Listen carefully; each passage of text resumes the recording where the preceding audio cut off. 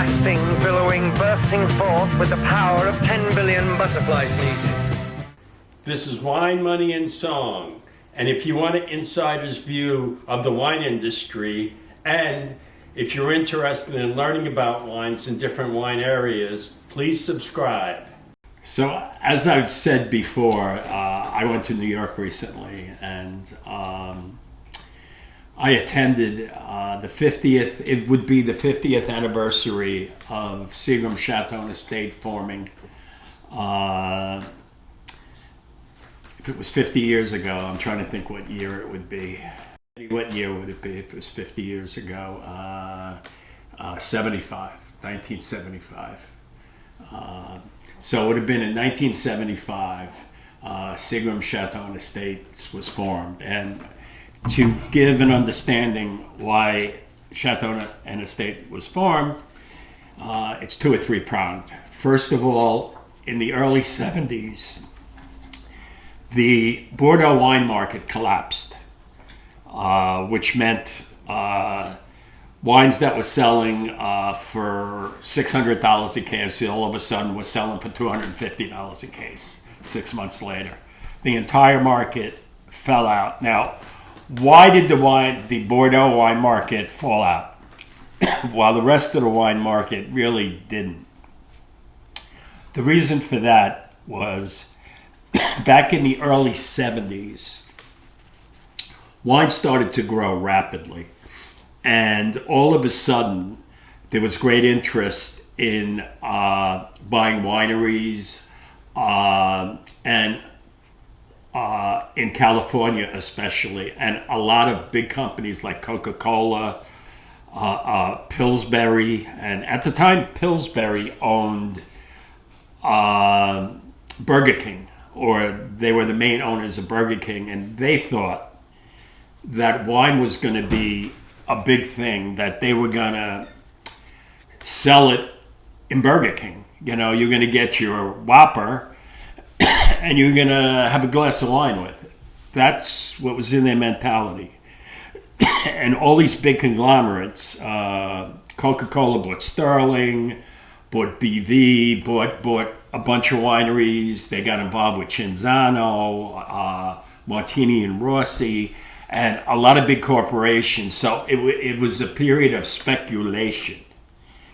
And speculation is when people throw a lot of money around and they think everything's going to the moon.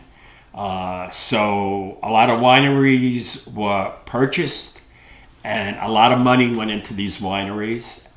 And during the 70s in Bordeaux, a lot of speculators came in and they were buying up big stocks of Bordeaux. And they're saying, boy, the prices are going to the moon with this, so we're going to make a lot of money. Well, guess what? The economy turned down in the 70s, if you remember Jimmy Carter, and double-digit inflation. Boom, the economy turned way down.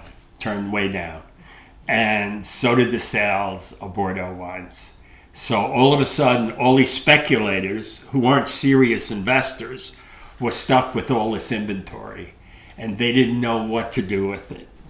So for about 3 or 4 years, 5 years, the wines were sitting there rotting in Bordeaux in cellars, and all of a sudden, onto the scene comes Seagram, Chateau, and Estate. Now, Seagram's was owned, and the CEO of Seagram's, its founder, was Edgar Bronfman Sr.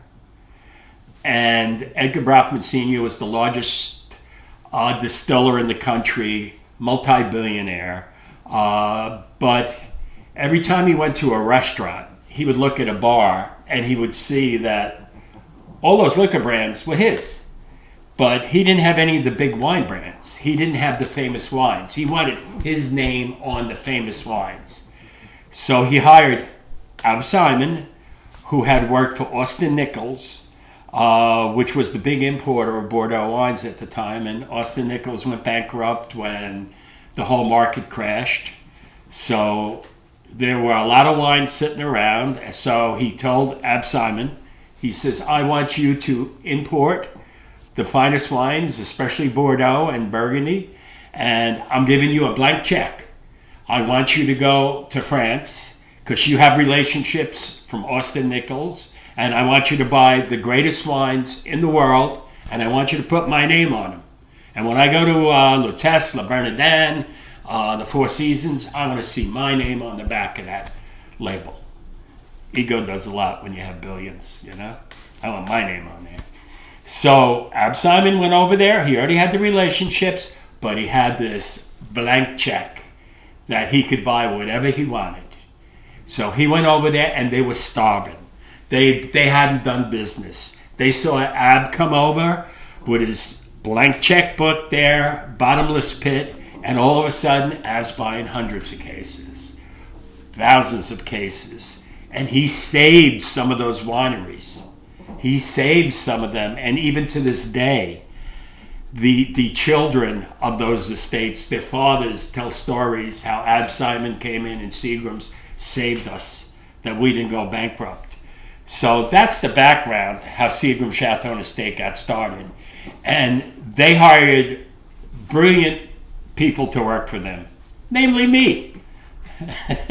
and they hired well-educated, very knowledgeable people about wine. And we were one of the few companies who really had knowledgeable people going around selling wine. And we had a great book. You know, we had all the famous chateaus, and we had Burgundy, and we sold Perrier Champagne, and we had the Seagram's book. And we had their paycheck that the sky was the limit, and at one time we had $1 billion in inventory, which is crazy, you know. But we would buy, and we would go to France, and it's like the Red Sea would part. They would treat us fantastically. I remember I was working for a small importer back in the 70s and the early 80s, and we didn't pay our bills on time and stuff. And when I went over there, they would yell at us, "Get your boss to pay his bills, will you?" But when I went over there with Seagram's, nothing. They took us out to dinner. They treated us like gold because, hey, we were making money for them, and we were exploding their brands. So I was there over 20 years, and Seagram Chateau and Estate was the purveyor of all the fine Bordeaux and all the fine French wines for about 25 years. And in New York, we sold directly. And in New York, we did close to half the business nationally. So we were big stuff in New York. And all I remember is 53rd and Park, one of the most beautiful buildings we had our offices in, was the Seagram's building. And they had those fountains outside of it. We had beautiful offices. I remember we used to go on the corporate jet sometimes when we would fly to France, treated like royalty. Seagram's paid us well. I had an unlimited expense account, basically. I got a new car every 2 years. I got paid well. I met all the famous people in the wine industry. I met Baron de Rothschild. I met all these famous people, all these purveyors, all these owners of these chateaus. And I visited the chateaus, and they treated me great. And it was a dream job. I remember when I first started, 6 months after I started, Jim Roosevelt, a good friend of mine, till this day, said to me, he invited me out for a beer one afternoon, and he said to me, "I know you knew, and I hear you're really smart, and you really know your wines." He says, "Don't blow this. This is the best job in the street. Don't mess this up." And he says, "You're never going to get a job like this again. They treat you great.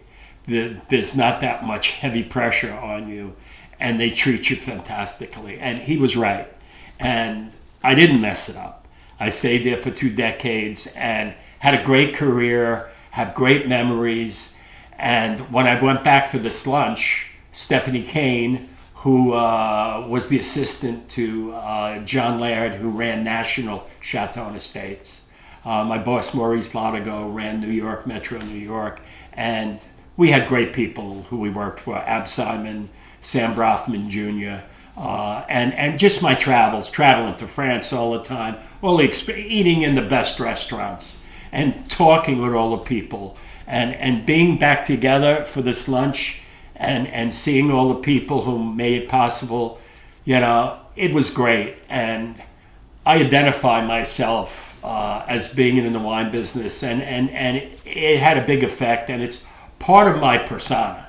It's part of my persona, that wine has been such an important part of my life. And I'm very thankful to Seagram, Chateau, and Estate, even though it doesn't exist anymore, but I'm very thankful to the Bronfmans, and I'm very thankful for all those people who were at the luncheon who made it possible. We had a great team. And you have to have a great team for any organization to be popular. So it was a wonderful celebration. And I enjoyed it immensely. And thanks, Stephanie, again.